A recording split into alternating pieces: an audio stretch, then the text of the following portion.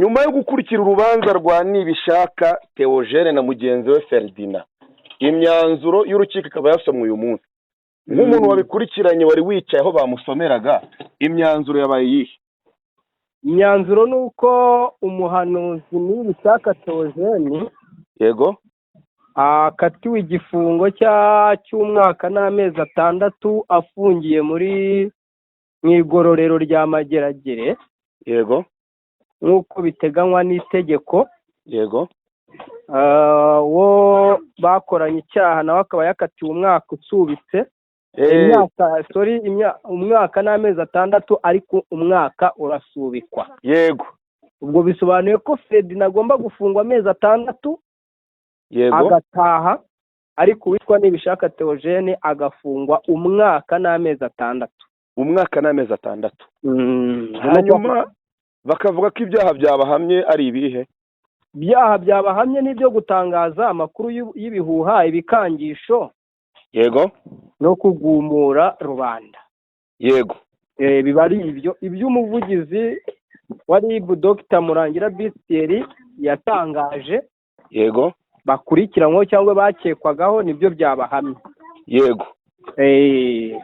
harya ubwo kujurira ntabwo abakira amahirwe yo kujurira? amahirwe yo kujurira aba ahari. yego, ko byagenda kose nta rubanza rutagira kujurira. yaba Ferdinand yajuririra icyemezo cy'urukiko, yego, yaba Nibishaka Theogene yajurira, yego, ariko Nibishaka we wibuke ko isubira ari iya kabiri, ubwo se arajurira avuga ngo iki? harya ubwa mbere ho byari byagenze gute? uvuga ngo ubwa mbere nabwo yari yaratangaje amakuru y'ibihuha muri 2023, yego, ukwezi kwa 12, ubwo aribwo yafunzwe, yafunzwemo aza kurekurwa mu byo mu kwa mbere muri 2024. yego, ushobora kuba ari muri 2022, ndumva hafi aho ngaho. yego. noneho urubanza rwiwe rwaburanishijwe ku itariki 15 z'ukwezi kwa 5. ruburanishwa adahari, yego, kubera ko icyo gihe yari yafunzwe n'ubundi.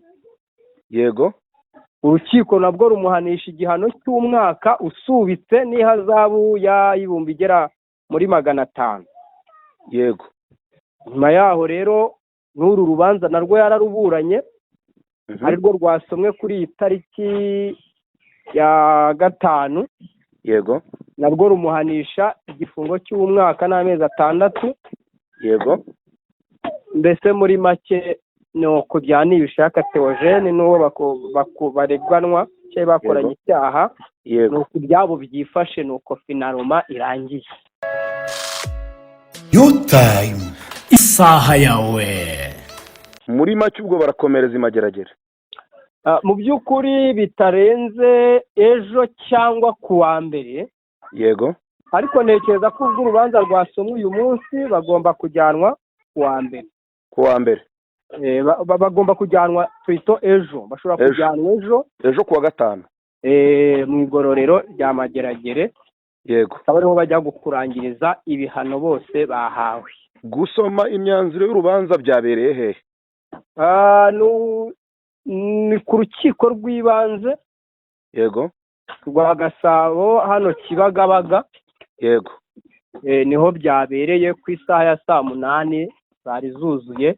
yego, nibwo gahunda yo gusomerwa yari itangiye. yego. twe rero tuhageze bisojwe, duhabwa amakuru n'abari barimo. yego, ariko twese twakira yuko ari uko bigenze, cyane ko ku mpande z'abaregwaga hari ababahagarariye, ababyeyi babo. yego. ubwo rero n'umugore wa Ferdinand wabonaga yahise amera nk'uguye mu kantu, kubwo inkuru itari nziza yari amaze kwakira, kuko yizeraga ko byanga bikunda umugabo we azataha. yego.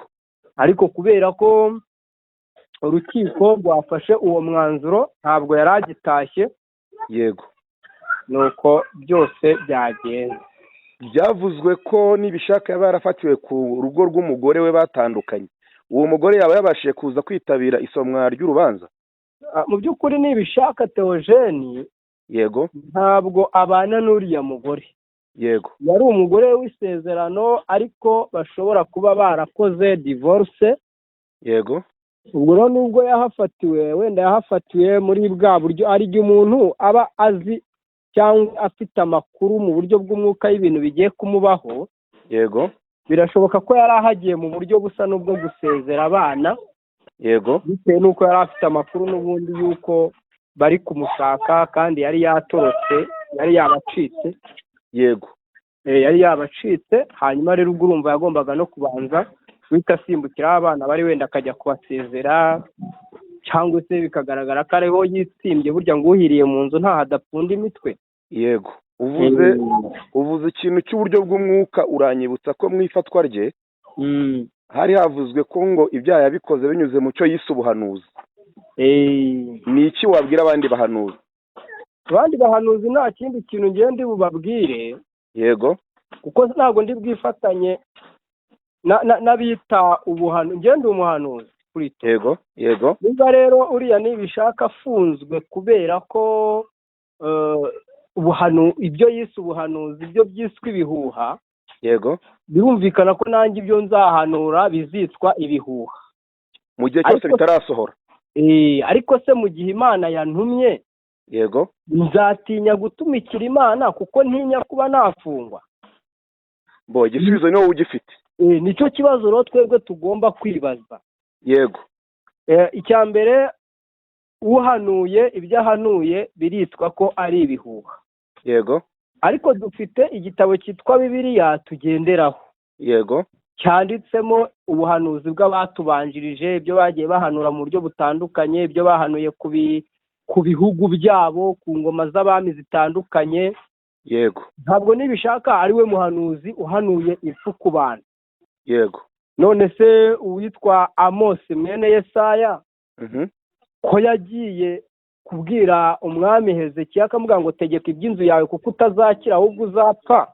yego umwami yigeze abifata nk'ibihuha cyangwa byamuteye kwerekera ivure yibutsa Imana imirimo? ibyo wenda njye simbisobanukiwe cyane. Ngiye rero ntekereza yuko mu gihe turi mu gihe ibintu byose bishobora kwitwa ibihuha, yego ubwo abahanuzi nyine buri wese ufite ubwoba bwo kudatumikira Imana agomba kwikarasa icyiciro agomba kujyamo. yego buri wese akamenya uburyo akwiriye kurinda izamu rye. yego hanyuma ugazahitamo kumvira itegeko cyangwa kumvira Uwiteka.